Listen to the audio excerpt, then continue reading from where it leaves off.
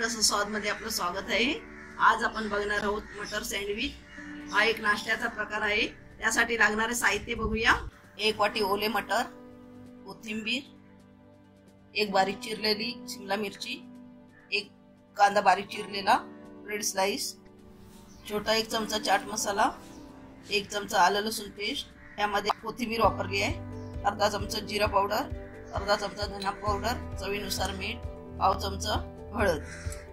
आणि सँडविचला आपल्याला बटर लागणार आहे। आता आपण मटर फोडणीला देऊया। 1 चमचा तेल घालूया। तेल तापलंय, मटर घालून घेऊया।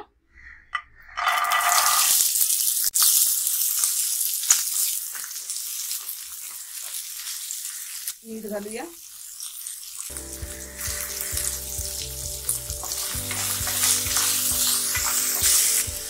3 मिनिट आपण मटर परतून घेतली आहे तेलामध्ये। आता आपण आलं लसूण पेस्ट घालूया।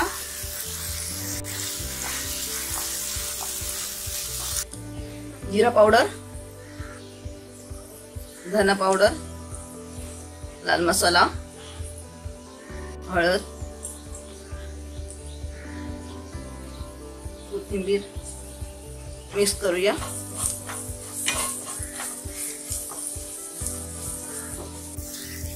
दोन मिनिट आपण झाकण घालून ठेवूया।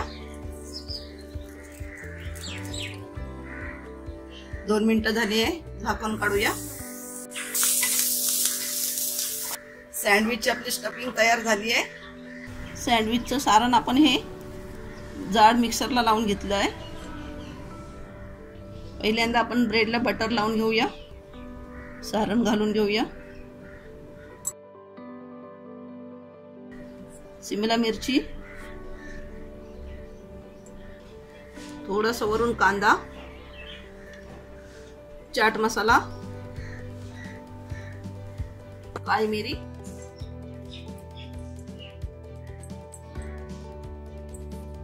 हे आपण आता पॅक करून घेऊया।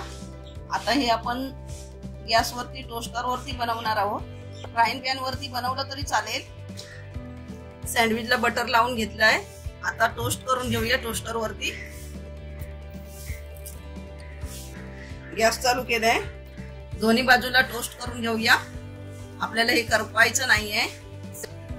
उघडून बघूया,